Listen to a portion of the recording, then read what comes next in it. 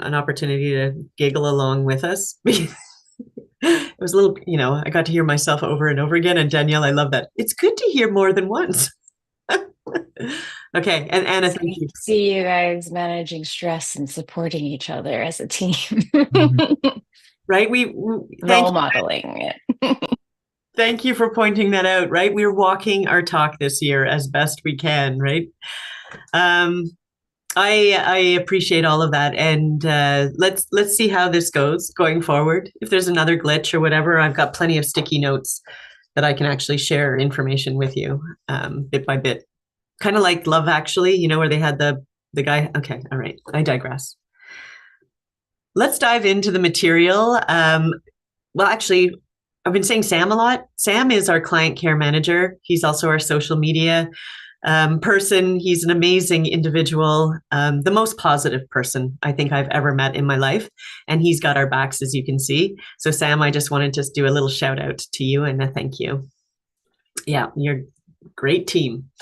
Um, so let's throw this over to you a little bit, just for your moment of self reflection. I'm a big fan of doing the check in idea. Do it for you. You can type it in the chat, but just take a moment. How are you feeling?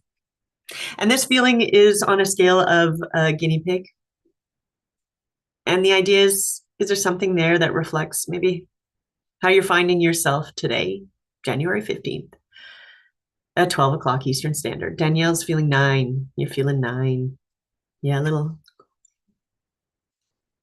Yeah, there's something that resonates with me on that one.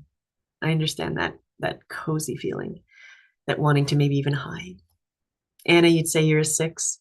I love that for you. I could see it. Yeah, exactly. I could see that. I could absolutely see it.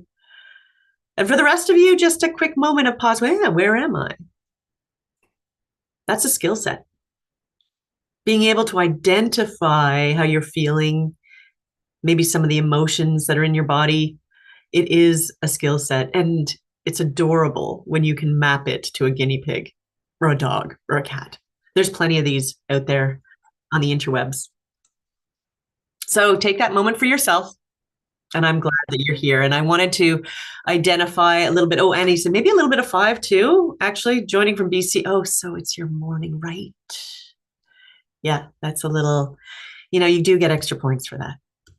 If you're still in your first coffee. Yeah, that's good. That's really good. Well done. So we do have an hour together. And hey, Andrea, welcome.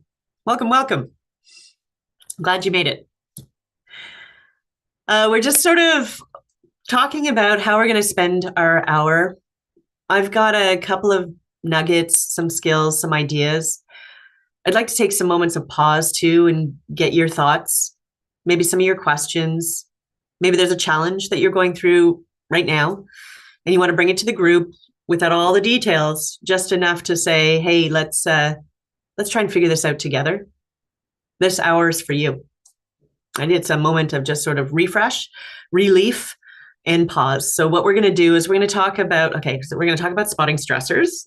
And that's not intended to take away our relief and our pause, but the idea is to say that stressors are all around us. And we can sharpen our skills or add more skills to our toolbox, to help us manage these stressors as best we can, especially in 2025.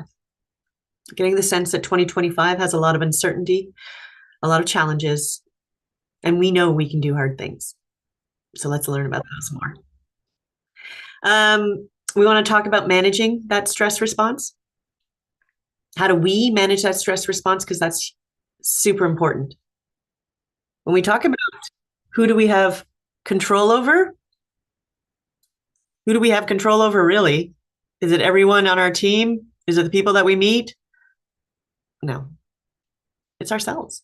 That's the only person, ultimately speaking, that we have control over. So how do we manage our stress response so that we're helping others as we help ourselves? So then we're going to talk about some of those nuggets of supporting other people. What are the proven skill sets that we can use, like right now, to support each other? And simple techniques and tools to care for leaders, to care for ourselves. I'm a big believer in the fact that we're all leaders. We're all leaders without a title. We're all managing not only ourselves, but the people that we see, the people that we work with, the people that we live with, even community members. I think there's always an opportunity to lead and support each other. And so then we're also going to talk about next steps. That's our path. And I chose the wintry scene because it's Canada, where I'm coming from. And yeah, we're knee deep in our winter. Oh, hi, Andrea. Oh, Andrea came in and then left. So I don't know if she's experiencing any challenges, Sam. If you've got her back, that would be not like get her back, but have her back, kind of thing. Yeah, I know, So let's talk about some of the stressors in the workplace. I tend to think about maybe a scenario that I went through when I was working at a small software company, and some of you who are attending may know which one that is. And I recognized that some of the stressors that I encountered weren't necessarily all about workload.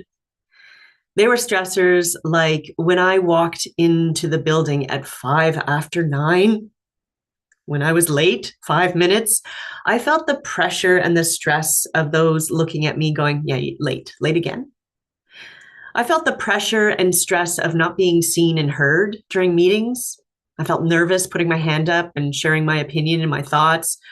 I felt nervous if somebody made a decision that I thought, oh, wow, we didn't take into account all of the information, and maybe that's not the best choice. I felt nervous and stressed when there was conflict or communication challenges. Those were the things that chipped away at me. And so when we talk about stressors in the workplace, I think we're talking about the whole bag of stressors, including the ones that just come at you in subtle moments. Anyone here in the chat or able to share any stressors that you're experiencing that you want to just sort of pay attention to and maybe focus on a way to manage and support? Anything come to, oops. I mentioned communication, conflict, maybe lack of control, uncertainty or change. Danielle, overwhelm of tasks. Yep. I agree with you there. And then this attitude of, oh, it will get done. I will get that done. Or maybe because you have to get it done. Maybe you're in the service of others. And if you didn't do the do, who's going to do it? Oh man, that's stress. I can almost feel it. And then not to mention the daily stressors. Ding, ding, cell phones clicking, dinging, telling you, where you have to be, the people you need to connect with. There's a lot of overwhelm, a lot of burnout, a lot of challenges. And I think today, more than ever, and I would love to talk about how do we manage that in the moment and maybe longer term. And Michelle, overly moody coworkers who suddenly are mean.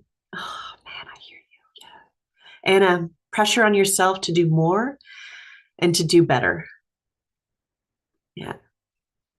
Wow. Do you see how the stressors are coming like from the outside? They're coming from the inside. Yeah. I appreciate you sharing that. And I suspect that, well, you're not alone. So let's recognize that stress is everywhere, and naming it can be really helpful. And then knowing what tools we can use to move through it can be helpful. So spotting the stressors, the ones that are coming at you, the ones that are internal, I think is a really cool skill set. And many of you already know, and that's why I put this tiger thing up there.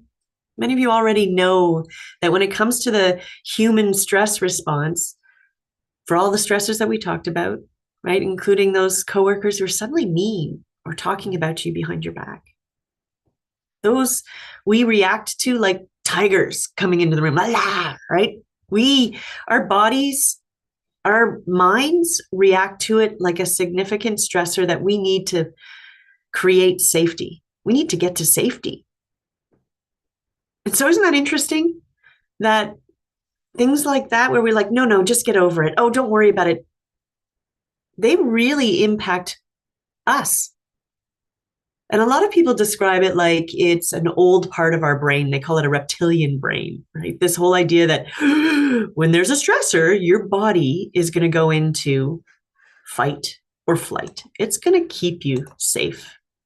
It's going to protect you. And so we want to recognize that ultimately speaking, we want to understand that response so that we get out of this idea of reaction. We're in reaction and we're not responding. So when we feel like we're in a quick reaction, we're not our best selves, we're saying things that aren't helpful, we're being mean to people all of a sudden, maybe that's because we're in a stress response. We're not responding in a way that includes compassion, respect, dignity, or your own choice. So maybe that's something to pay attention to know that you're in a stress response. For me, I know that I'm in a stress response when I feel like my heart starts going, I feel it in my throat. I'm almost feeling it in my mouth. I know that I'm in a stress response. And my breathing starts to get shallow. Now, I wasn't always aware of this. Many of you maybe aren't as well. It's about paying attention to the things that your body and your mind are saying, guess what, Sherry, you're in a stress response. And we'll talk about in a little bit what you can do about that. This is me too. My thinking brain goes offline. I don't know how to reply back. I don't know how to calm the situation. It just goes offline. I say I don't, like it's in the present. I've been working on this stuff for years. And every month, week, I feel like I'm getting better and better at recognizing the stress response and then getting my thinking brain back online. I like to say that I'm in Sherry version 54.3. And 54.3 is far better than 53 was. It's an updated model. I've upgraded my software. And I'm recognizing that I'm able to handle things more and more. So recognizing that every day is an opportunity to practice, to pay attention to these moments of stressors, and then what are you going to do about it? And you also see maybe that you don't have that calm inner voice. Maybe your thinking brain's offline, and maybe now you're just in a frantic, I gotta solve this. I gotta dive in. I gotta do the thing. And so maybe that's another indicator. So finding ways to get a sense of, am I in this stress response, can be really helpful.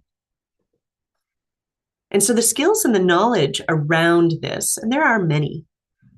You may see it as stress response skills. Some people are learning trauma response skills. A lot of them are very, very similar.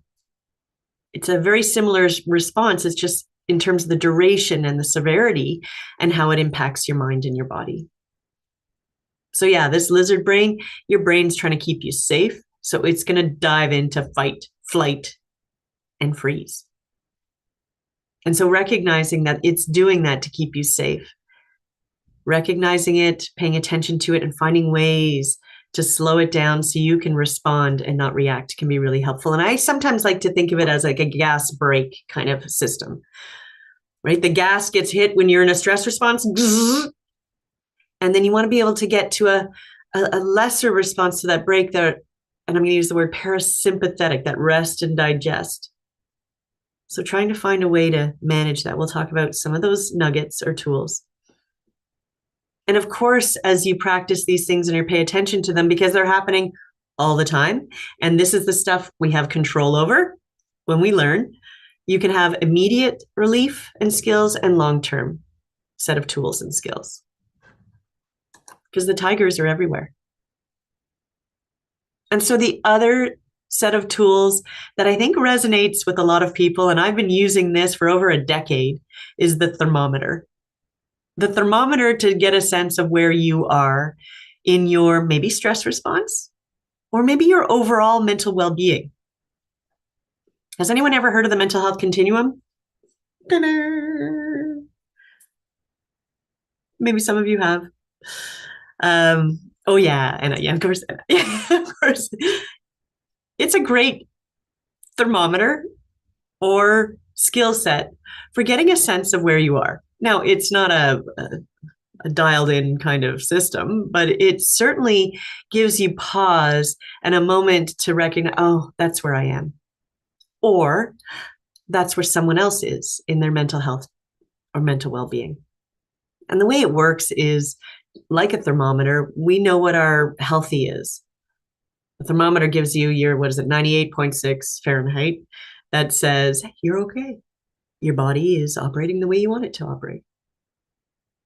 And we all have our own healthy. We all have our own way of operating. And we all have our own way of reacting, that yellow. And that might be that 99 on the thermometer that says something's going on. And it's information. It's okay to be not okay. It's okay to react to stuff, to feel it, to. And the skill set is recognizing it, getting a sense of, oh, wow, that's not okay. It's kind of like recognizing when that tiger is coming and paying attention to it. There's skills we can learn to get there. And then if we're in that sort of reacting and feeling it, kind of, I like to think of what are my reactions, and irritability is a big reaction of mine, right? When I'm short tempered, or I do that reaction instead of respond, I go, ooh, that's an indicator that I'm in yellow. And the idea is we want to pay attention to that sooner rather than later and use the skills to get us back into the green. Because if we live a lot in yellow, and I hear you, I see you, I'm with you, I lived yellow, yellow, yellow to the point where I went orange. And that could be like a survival mode. That could be cope, cope, cope. That could be an indicator of where things like you don't find joy anymore. Or you have a hard time being curious or gracious or having gratitude. Or you might start feeling like you've got this heavy blanket on you. And even simple movements or tasks are painful, hard.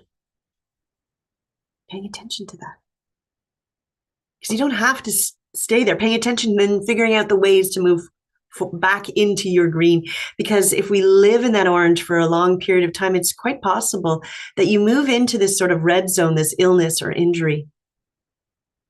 And so you see we're finding the skill set, sharpening our tools in our toolbox, enhancing those so that we can keep ourselves moving towards the green can be so healthy and helpful, not only for ourselves, for the people that we're serving, for the communication we're trying to have, for managing conflict, right? For recognizing that, like even when I was walking into the office and I felt the pressure and the judgment of, oh, she's late again, that I knew, where I was and the skills to move myself back to where I need to be. This thermometer is good for you, but it's also good for getting a sense of where other people are without that judgment, without that, oh, damn it, they're an orange again. Why can't they? It's not helpful. But it's good to see that people are in these situations with grace, compassion, and respect and go, okay, something's gone on. Something is happening. And they are there right now. And that's a cool lens for us as leaders. Oh, and I just wanted to sprinkle in a little magic. The fact that you could also be in your flow state. You know, where you're like doing the do and you feel like you're connecting with people really well. You feel like the team is humming along. They can put their hand up and ask for help and care. You can put your hand up to ask for help and care. But an indicator that things are really flowing is that you feel like you're curious and optimistic and the people around you are curious and optimistic. That things are functioning well. That's what I wish for you. So how do we get there? Learning how to manage our stress response can be part of it. Okay, I know I'm only on the Zoom, that I can see people on the Zoom, but if anyone's able to just sort of pause and think about, how do you manage those tigers? How do you, in the moment, manage the tiger? and longer term manage the tiger, right? And again, the tiger is when the stressor happens, something physiological happens in us. We go into fight, flight, freeze. How do you manage that? I do have 50 points for someone who can say what they're going to do to manage the stress response. I am looking to my Zoom peeps if you are able to. And if not, when you're streaming this online, just take a moment. I know you've got thoughts. I know you got them. There are so many skills out there. Anna, you're in. I love it. Mwah. Yeah, I have some thoughts there. I think for me, it's a it's like an ongoing practice too of just even starting with recognizing like, oh yeah, that's happening for me right now. So that's part of the first piece is just like, oh, last time I was stressed, I started to have my heart rate increase. So maybe I'm stressed right now. And then allowing myself some space from, okay, this isn't where my brain functions the best. So if I'm feeling like I need to make a decision right now, I'm going to actually step away from that and then allow myself to make that decision a little later. Um, and sometimes that looks like doing some exercise if I have the time, or even just going outside and looking around. I'm often like on screen a lot. So having that screen fatigue doesn't help. And yeah, so movement and change of scenery and then kind of resetting in the moment. Beautiful. I love that. And that sounds like a really great tools in your toolbox. This power of the pause, that it's like, whoa, whoa, I feel it. And it doesn't have to be addressed right now, hopefully, if that's, maybe your role is not where you have to solve it right now, but it's just like, no, I'm not my best self right now. I'm not going to write that email right away.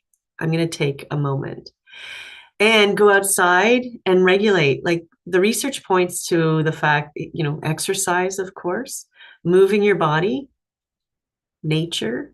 So this outside idea, if you're able to, yeah. Beautiful. 50 points, Anna. There you go. Nice. And I love that. And Danielle said the same, that they would step away as well, give some space and time to react. And that can be really hard. I've been in interactions sometimes where I'm like, yeah, but, oh. And I'm like, oh, wow, stuck. I'm in it. And so it really is a skill set that you can just practice bit by bit and know that that's okay.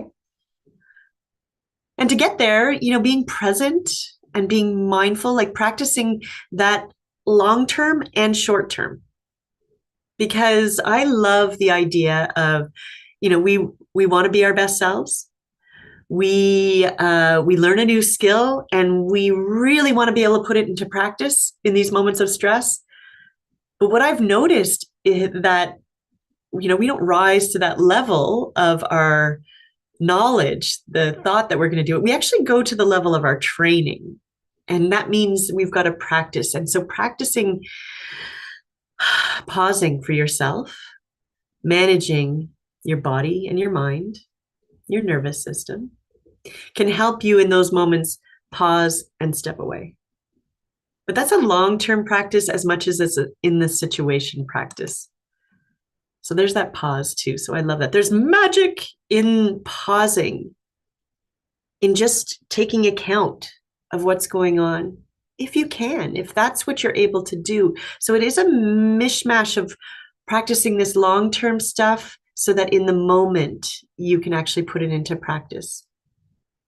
But don't get me wrong, you could use the power of the pause right now, so that you can actually gain the benefit of taking those moments. And it is about these self-awareness pieces, knowing your body, paying attention to your body. I was watching Therapy in a Nutshell the other day, and I was just talking to Sam about that. I was like, therapy in a nutshell is really good. I love sharing resources. And she was basically talking about people who have encountered significant stress that may have led to then PTSD or post-traumatic stress disorder. That many of those people, if they're blindfolded and given an object, like a can opener, like a keychain or a key ring or a kid's toy, they're not able to describe it if they're holding it and touching it. They can't. Their body and their mind, the awareness isn't there. There's a disconnect for a variety of reasons. But getting back to this moment where you can actually understand what's going on, feel your body, understand the emotions and feelings. And that's why the guinea pig thing was a really great practice, to be able to name and identify how you're feeling. And I love to put out there that practicing things like boundaries, where you extend and stop, and where the other person extends and stops. Boundaries are intended for you to do your work and practice the stuff that you need to do. It's not about the other person necessarily. It's about you deciding and designing your boundaries. And in order to put boundaries out there, like time boundaries, emotional boundaries, people saying things that are unkind boundaries, I think understanding your stress response is helpful because you can pause, react, and put a boundary out. So that's why that's a pro tip, getting to those really respectful boundaries. So with all of that work that we're doing for ourselves, because I really believe that starting with us, managing our nervous system, our emotional reactions, taking control of the only thing that you have control of in this world, can be the most important thing to then supporting others, like people on your team, like your family members, and community members. So that's what we can offer. So in order to support others, what are the golden nuggets that we can offer others, especially when we're doing our work, doing our due, regulating ourselves so we can have big conversations, put up boundaries, deal with conflict? What do you think we can do to support others? I put a hint out there on the slide. Okay, you don't have to write it down, but I know you know. I know you know that we want to be able to show up and practice our listening skills. Thanks, Anna. I know you know. I know you know that we're going to show up and listen. And of course, listening skills can be learned and they can be practiced. And the reason why they're so important is that we humans, fundamentally, we want to be seen and heard. And we love it when someone takes the time to be present for us. Oh, and Andrea, I'm really glad that you're back. I was concerned. Welcome back. So our listening skills, there are many, and there are many ways that we can approach this. But ultimately speaking, it's helping us learn to be more present and helping people feel seen and heard, because we all deserve that. No worries, Andrea. I appreciate you very much. So starting with this perspective shift of not judging what people are saying, doing, being. I believe that people are who they are as a result of everything that they've experienced up until this moment. You may not agree with it. You may have a stress response because of how they're dressing, what they're saying, how they're doing or not doing their work. And so recognizing that that's where they are right now. So this no judgment lens, this no judgment understanding is also a muscle that helps us show up and listen better. That's a practice. Strength training. No judgment is actually strength training. That again, fundamentally, we all want to be seen and heard. Have you ever been in a situation where you started to share parts of your story and then someone changed the subject or finished your sentence? We want to be seen and heard. And when we're disrupted or ignored or dismissed, that kind of hits us. especially if we're having a challenging time managing that stress response or in a chronic stress response. So we're going to try to be very present. Oh, and that, a simple nugget is to maybe put this down. This is the fun. Put this down, put this aside, or even make sure that they know I'm putting this away for a moment because I'm paying attention here. So that can be really helpful. And for me, curiosity can be something that you can put into practice by asking questions, but also it could be something that you're getting to a very genuine place of curiosity. Because sometimes maybe you're hungry, angry, lonely, tired, or in your own stress moment, and you don't have this moment to pause. Maybe you can still be curious and ask questions and be present in that way, but also recognizing, wow, that wasn't genuine. There's something going on with me. That could be where you see yourself on the thermometer. I'm not curious about this conversation or this person. Maybe there's something that's going on with me. Maybe I don't particularly enjoy the conversation. That's okay too. But recognizing where you are on that. And here's a pro tip.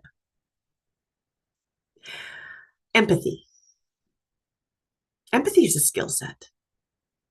Being present for others, trying to understand what it is that they're experiencing, or tapping into an experience that you've had that may reflect some of the feelings, some of the situations that they're going through. And so, pro tip nugget is that we can show empathy by trying our best to maintain eye contact if that person is able to. There's reasons why some people aren't, and that's a different topic, but trying to basically make sure that they know that you are there, they're being seen and heard. Using their name as much as possible. I know that sounds contrived, but the idea is we love hearing our names. Like we love, it's just us knowing that, you see me. And maybe recognizing the experiences that they're having may align with some of the experiences that you've had, so you can empathize more, or maybe not. Maybe you can't understand what it is they're going through. You could say that. And so empathy is a skill set, and it's something that we can tap into more readily when we understand and can manage our stress response. We love that stuff. Okay, and here's another. This one I think is the magic and the missed opportunity for supporting our teams, for supporting each other. And this is validating. And I'm not suggesting it's like I have to validate everything that they're doing, everything that they're saying. No, it's basically that you see them. And you're telling them that. You're basically going, ding, ding. Yeah, I see that. I hear that. It just gives us something to go, it's real. What I got is real. And this doesn't have to be an ongoing, going to validate it, going to validate it, going to validate it, going to validate it. It could be just this one moment of, okay, I see that you're in pain. I see that this is a problem. And we're going to talk about just a little bit of how do we do that. We validate the feelings, because we're going to try and help them name what that feeling is. I can see you're sad. I can see that's really painful for you. I can see that's frustrating.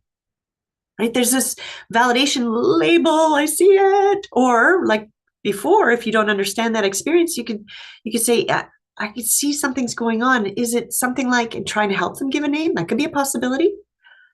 Or you can even say, I don't know what to say right now. I can see it's really hard though. There's just this moment of validation, and we tend to skip over that. Somebody shares that they're having a hard day, and you go, oh, don't worry, tomorrow's going to be better. It's just this magic opportunity. Try that out in your conversations, and you're going to see something happens. There's connection, right? There's trust and respect that gets built. I mentioned this interruption free. We can validate and be present for people when we dismiss our own distractions.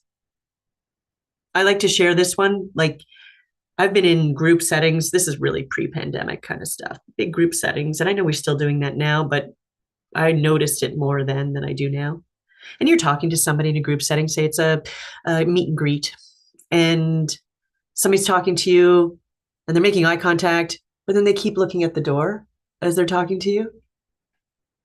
Right? That's an interruption. You're trying really hard to be present and listen, or the yeah, or the yawning or the glazing over of the eyes. If you're not ready to be present and interruption free, let them know. Say, this isn't a great time for me right now. I want to be present for you. I want to hear what you have to say.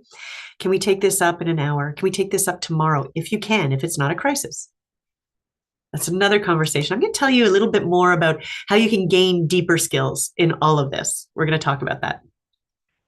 And so, Sam, if you want to, you can plop in the chat things like if you want to chat with me for 30 minutes to figure out deeper skills and lessons that we can connect you with, especially for your organization, feel free to connect with me, because there's more. These are just the amuse-bouche, the nuggets. The other things too we can do to validate is normalize. Now, we don't want to dismiss somebody's experience, but we want to basically say, you know what? This is really hard. Other people have gone through this before. You're not alone, right? We want to be able to say that what they're going through is a very human experience. And here's the pro tip, is really bringing into your, I don't know, your pocket, your toolbox, questions that care. So really gathering these questions that you can use. And sometimes I need to know that I can dig into my pocket and use a question that cares. A question like, what's helped you in the past when you've experienced something like this? Or have you experienced something like this before? Right? What does help look like for you? Or even just, tell me more. That's not a question. It's really basically saying, tell me more about what's going on. Okay, so those are some of the nuggets, pro tips. We got more, like we do newsletters every week, and we also do a blog. And what we do there is we try and bring some of these skills and tools. So just they're like hoping to land, in these moments. You read through them, you go, oh, wow, that really sticks. I needed to hear that today, that kind of thing. So you can subscribe to our newsletter as well to get more of those. And really, I hope I've emphasized enough that in order to care for our team, we've got to care for ourselves. We have to. I don't mean to should or have to or must us, but it is the only thing we have control over. So recognizing for ourselves to let's blow apart the narrative that maybe work-life balance is a little bit of a myth, that it is about finding tools and techniques to prioritize, to recognize that work and life are integrated, to know that you are the only person you have control over, and to recognize that caring for yourself is indeed caring for other people. And so recognizing work-life balance could get in the way, and that it could be a disruptor. And to emphasize and to tell yourself, you deserve care. Right? And I'm saying, as in self-care, which is another topic that we're exploring and we're bringing tools, skill sets, and perspectives on. And I'd love it that you bake it in, meaning that it becomes not, I need to take the bubble bath, not that I need to pay for a gym membership, that the idea of baking it into yourself is maybe today what you're going to do is just pay attention to when things bubble up and you're just going to pause. Or maybe the baking it in is recognizing that you are a priority. So I'm going to put my tasks and activities on my to-do list today. Right? And that could be things like what Anna was saying, going outside for a moment. Maybe it doesn't have to be a stressful moment to actually go outside, practice, and be present. Or maybe it's just, let me take 3 deep breaths, put it on the list to take care of you. Bake it in. And a pro tip is knowing those signs of burnout and overwhelm. Just like where we started in the beginning, spot those stressors, but also recognize what that feels like if it's been chronic and ongoing. And for me, I like to share the whole idea of that weighted blanket feeling, the feeling that you feel that the daily activities are a chore and there's no longer the honor to do it or the joy. Irritation, constant irritation, relationships challenging, they get more challenged. Those could be the signs of burnout. And then put your hand up. You deserve care. And again, like I was sharing, we've got other ideas and trainings that can help you build your toolbox and support you and support your team. I mean, training ourselves, and like it's like a bottom, or sorry, this is top down, bottom up, or lateral, side to side. The idea is we as leaders, as managers, when we have the opportunity to help others in their role as employees and workers, we have an opportunity to help them be their best selves. And it does start with taking care of ourselves, but you can also give them the skills and training so we can all meet somewhere. And we all have the same toolbox, not the exact same. The toolboxes will be different.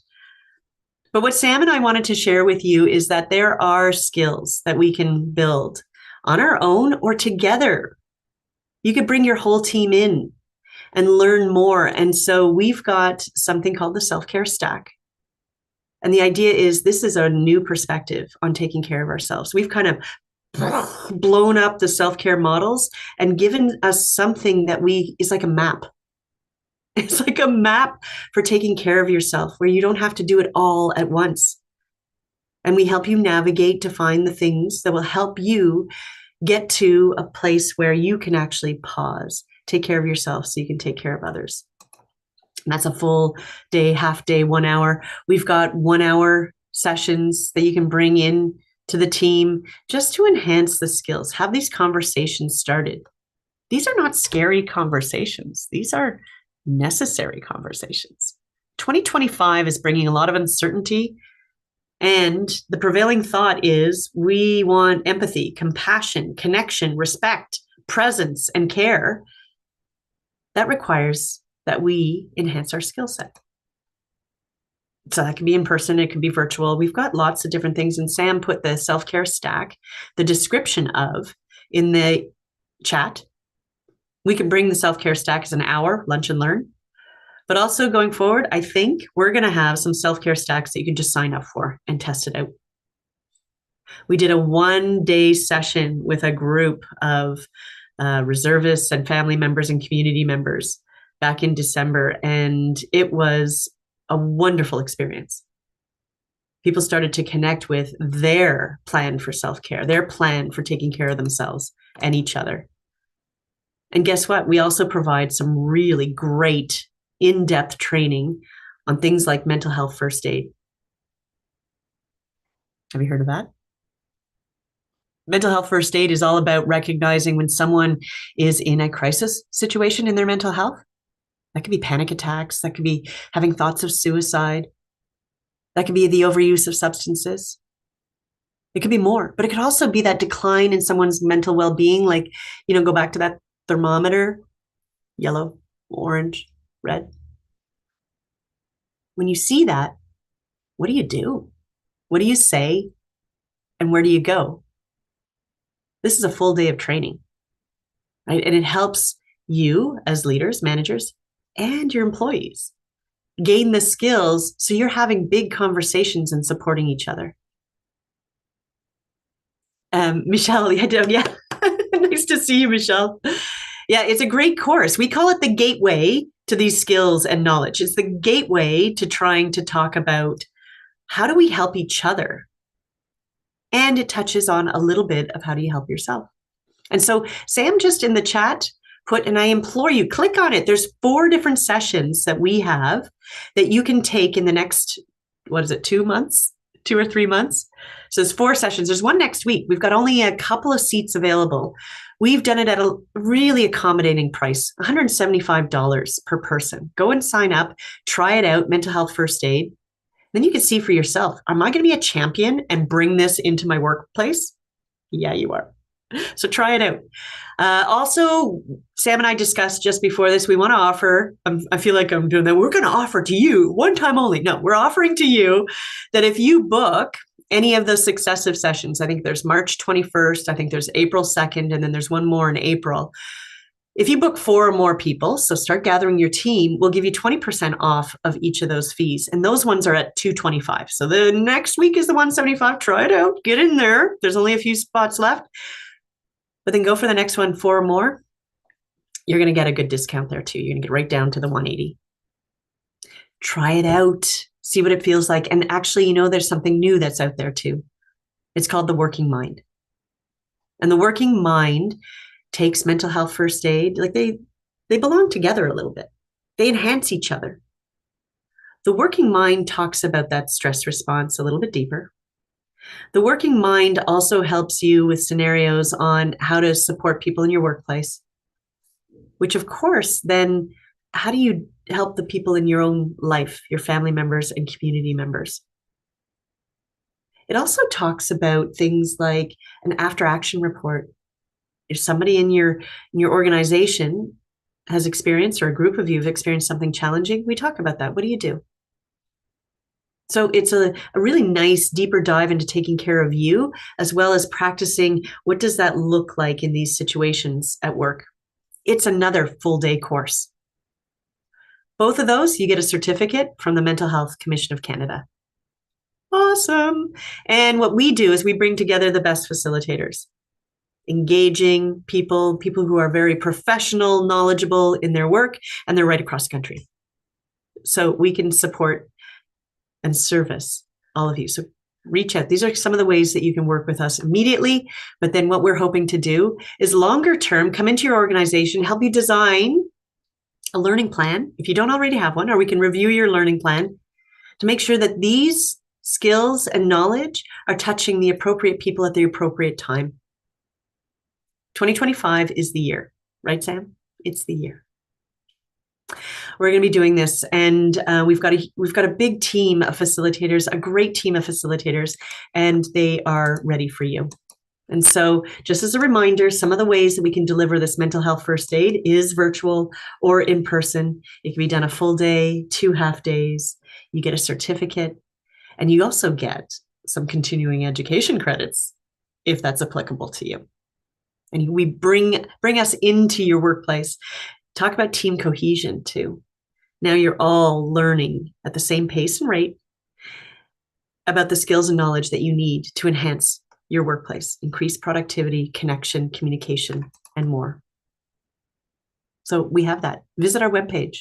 Sam, can you flash up the webpage? I saw that you put the working mind there, and that's the information about the working mind and more. I'm going to pause here for a moment. It's at the end.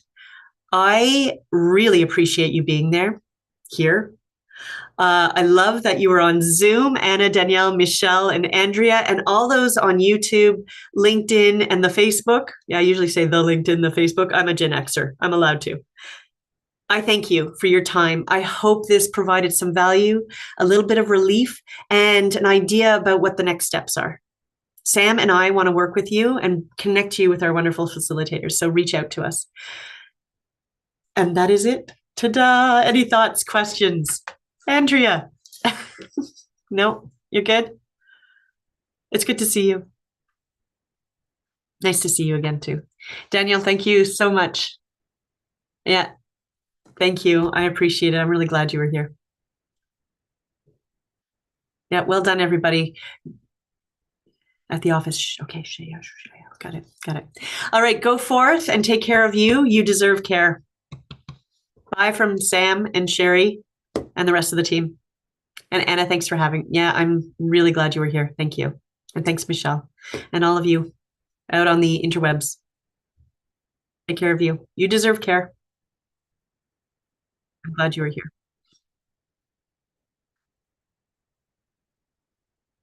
Bye for now. And then everybody gets to go to their next meeting.